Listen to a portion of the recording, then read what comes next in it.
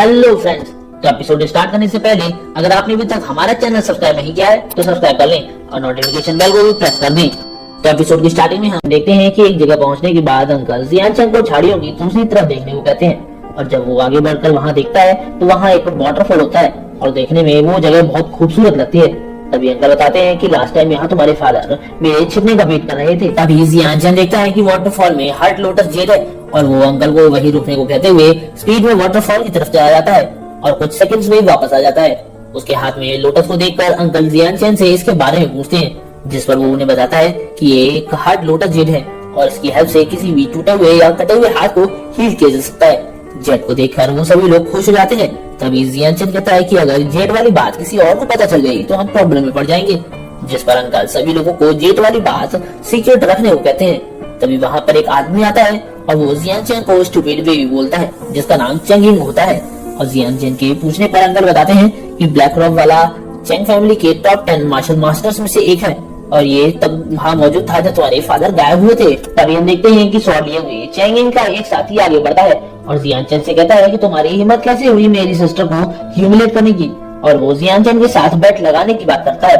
तभी अंकल उसके बारे में बताते हैं कि ये रॉकजू का बड़ा भाई चेंग रो है और ये ओरिजिनल के 8th लेवल पर है। इस पर जियान चैन अंकल को फिक्र न करने को कहते हुए चेंग रो से बेट के बारे में पूछता है, जिस पर वो कहता है कि अगर तुम मेरे 3 अटैक्स के सामने टिक गए तो मैं तुम्हें मारने की जगह सिर्फ तुम्हारी टांगे तोड़ूंगा और तुम अपनी ब्रोकन लेग के साथ क्रॉल करते हुए मेरी सिस्टर के सामने जाकर अपनी मिस्टेक्स को एडमिट करोगे। इस पर जियान चैन मुस्कुराते हुए कहता है कि 3 अटैक्स की क्या जरूरत है, एक ही काफी है। ये बात सुनकर चेंगरू हंसने लगता है और जियान चैन से कहता है कि मैंने एक्सपेक्ट नहीं किया था कि तुम अपनी वीकनेस के बारे में इतने अवेयर होगे कि तुम मेरे एक अटैक से ही मारे जाओगे। जिस पर जियान चैन कहता है कि तुमने मुझे समझने में गलती कर दी और वो अपनी स्वॉर्ड निकालते हुए कहता है कि मेरा मतलब ये था कि तुम्हें डिफीट करने के लिए मेरा एक ही अटैक इनफ होगा।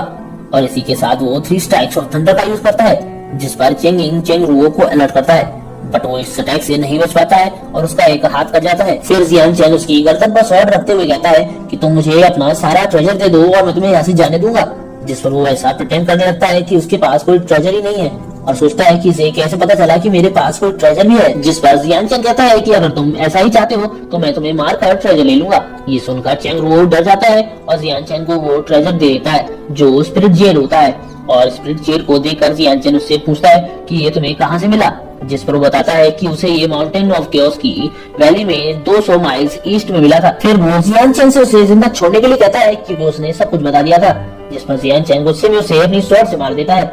ये देखकर चेंगिंग को बहुत गुस्सा आता है और वो जियान चैन को मारने के लिए उस पर पीछे से अटैक कर देता है, जिसे अंकल टाइसन रोकने लगते हैं। अंकल टाइसन को देखकर चेंगिंग उन पर भी अटैक कर देता है, जिस पर अंकल भी 3 स्ट्राइक्स ऑफ थंडर की इनहेंस पावर के साथ अटैक करते हैं और उनके लिए ये एक टारगेट प्रैक्टिस जैसा होता है। तो वहीं अंकल के अटैक को देखकर चेंगिंग सोचता है कि वो अंकल टाइसन से ज्यादा लेवल पर है, इसीलिए वो इस अटैक को ब्लॉक कर लेगा।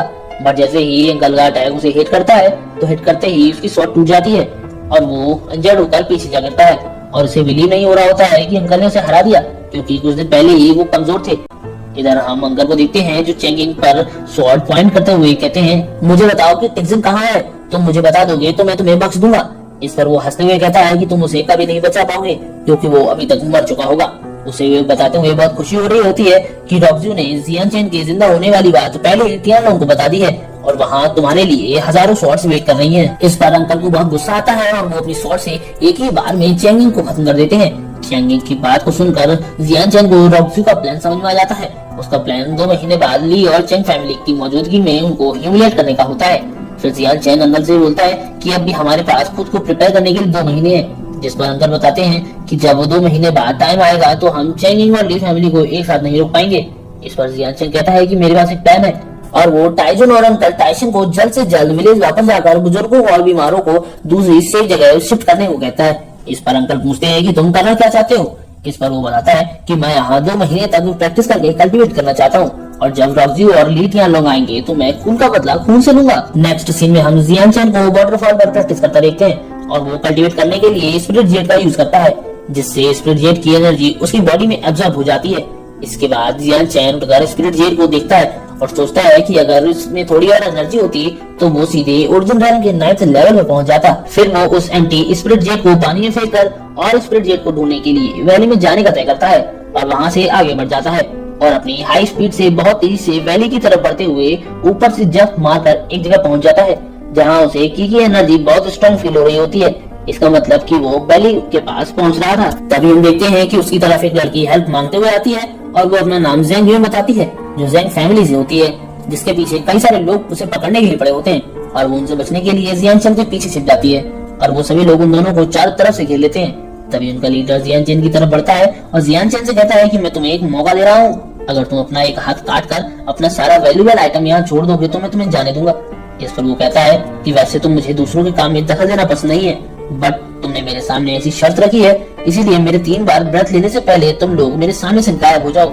ये सुनकर वो लोग जियानचेन पर हंसने लगते हैं। तभी जियानचेन कहता है कि 2 ब्रेथ्स रह गए हैं। इस पर उस लीडर का साथी कहता है कि क्या तुम जानते हो कि हम लोग कौन हैं? जिस पर जियानचेन कहता है कि 1 ब्रेथ रह गई है। ये सुनकर लीडर का एक साथी जियानचेन पर ये कहते हुए अटैक कर देता है कि तुमने क्योस के 5 टाइगर्स ग्रुप से भिड़ने की हिम्मत की है, इसलिए आज मैं तुम्हें जान से मार दूंगा। 5 टाइगर्स ऑफ क्योस का नाम सुनकर जियानचेन को ये नाम बेकार लगता है और अटैक करने वाले का नाम नंबर 5 होता है और इधर नंबर 5 का स्पीयर एक सांप में ट्रांसफॉर्म हो जाता है। उसकी इस टेक्निक का नाम स्पिरिट स्नेक स्पीयर होता है। नंबर 5 ओरिजिनल के 8th लेवल पर होता है और नंबर 5 जियानचेन पर अपने स्पिरिट स्नेक स्पीयर के स्नेक से हमला कर देता है, बट जियानचेन उसके अटैक को डिस्ट्रॉय करते हुए उस पर एक शॉर्ट स्लैश लगाता है, जिससे वो इंजर्ड हो जाता है और वही मारा जाता है। अपने नंबर 5 मास्टर को ऐसे मारता देख बाकी के लोगों को बिलीव नहीं होता है। इस पर एक आदमी बोलता है कि नंबर 5 एक ही पल में मारा गया, हम तो यहाँ इसे मारने आए थे लेकिन ये हम पर ही भारी पड़ रहा है।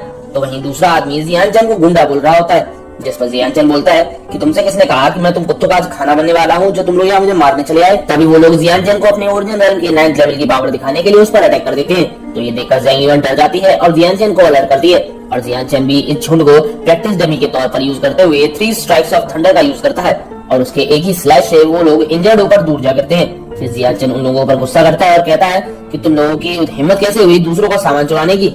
इस पर 5 टाइगर्स ऑफ क्योस का लीडर बोलता है कि क्या हुआ, तुम्हारी स्वॉर्ड टेक्निक ने हमें मारने से मना कर दिया क्या? इस पर जियानचेन हंसने लगता है और कहता है कि प्रॉब्लम तुम में है, इसीलिए तुम इस सिचुएशन में पहुंच गए हो। और फिर जियानचेन उन लोगों से बिना स्वॉर्ड के ही फाइट करने का डिसाइड करता है। जियानचेन को निहत्था देख वो लोग उसे मारने के लिए उस पर हथियारों के साथ अटैक कर देते हैं और उनका लीडर सोचता है कि ये लड़का बहुत स्ट्रॉन्ग है, बट ये कुछ ज्यादा ही स्मार्ट बन रहा है जो उसने अपने हथियार डाल दिए। बट हम देखते हैं कि जियानचेन अपने हाथों का यूज किए बिना ही उन लोगों को अपने पैर से ही मारता है और एक आदमी को अपनी टांग से पेड़ पर चिपका देता है। ये देखकर उनका लीडर डर जाता है और अपनी स्वॉर्ड को वहीं फेंक कर भागने लगता है और रोते हुए जियानचेन को मॉन्स्टर बोलते हुए हेल्प के लिए चलाने लगता है। उसे भागता देख जियानचेन अपनी स्पीड टेक्निक का यूज करते हुए उसे अपने पैरों से जकड़ लेता है और उसे भी वहीं मार देता है और उन्हें देखते हुए कहता है कि ये इडियट्स तो मेरे वार्म अप के लिए भी काफी नहीं थे। फिर वो उन सभी की पॉकेट्स चेक करने लगता है ताकि इनके पास जो भी अच्छे आइटम्स हैं वो उसे मिल सकें। और फिर हम देखते हैं कि उसके हाथ में एक थैली है और वो कहता है कि ये लोग सच में कितने अमीर है, क्योंकि ये लोग अपने साथ 3000 गोल्ड कॉइंस कैरी किए हुए थे। तभी जियानचेन के पीछे ज़ेंग युआन आ जाती है और उसे बचाने के लिए उसका शुक्रिया अदा करती है और ब्लश करते हुए कहती है कि अगर आप अपना नाम बता देंगे तो हमारी ज़ेंग फैमिली आपको इसके लिए रीपे कर पाएगी। इस पर जियानचेन उसकी तरफ देखे बिना ही कहता है कि नो थैंक्स, इसकी कोई जरूरत नहीं है और गुड बाय करते हुए वहाँ से चला जाता है। उसे ऐसी चाहता देख ज़ेंग युआन को उससे बहुत गुस्सा आता है और कहती है कि किस तरह का आदमी मुझे ऐसे इग्नोर कर सकता है, क्योंकि वो जियानचेन को घमंडी और खुद को बहुत ही खूबसूरत सम्मान रही थी। नेक्स्ट सीन में हम जियानचेन को देखते हैं जो पेड़ों को काटते हुए अपने आगे का रास्ता बना रहा था और जियानचेन आगे जाकर कहता है कि शायद यही वो वैली है जहाँ मुझे स्पिरिट जेल मिलेंगे और सोचता है कि अगर चेंग रोयू ने सही कहा था तो यहाँ 2nd रैंक का मॉन्स्टर होगा जो ट्रू ओरिजिन रैंक के 1st लेवल के बराबर होगा।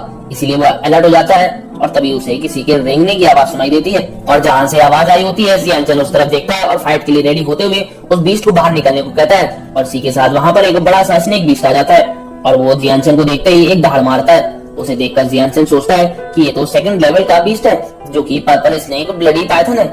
तभी वो पाइथन जियानचेन पर अटैक कर देता है तो जियानचेन उसके अटैक को डॉज करते हुए अपनी पावर से एक्टिवेट करते हुए पाइथन पर थंडर स्ट्राइक करता है। बटन देखते हैं कि इससे जियानचेन खुद भी इंजर्ड हो जाता है और उसके मुंह से ब्लड आने लगता है। फिर वो खुद को संभालते हुए कहता है कि ये बहुत स्ट्रॉन्ग शॉक था, मैं लकी था जो मैं सर्वाइव कर गया।